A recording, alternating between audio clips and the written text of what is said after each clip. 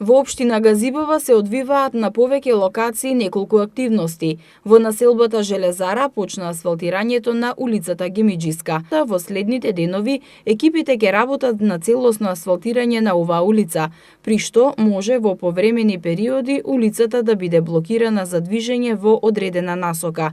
Од општина Газибова апелираат за разбирање од граѓаните, додека траат градежните активности. Исто така, градоначалникот на општина Газибова Борис Георгиевски, заедно со директорот на јавното предпријатие Паркови и зеленило Адријан Муча, го посети Финскиот парк во Газибаба. Општината, заедно со јавното предпријатие Паркови и зеленило, во иднина целосно ќе го реконструира овој парк во нов, модерен и убав зелен простор, кој ќе биде ново катче за граѓаните на општина Газибаба. Од општината додаваа дека обновен ќе биде и паркот за миленици со поставување на нови реквизити. Планирана исто така е и реконструкција на спортските и детските игралишта во паркот, како и замена на јавното осветлување.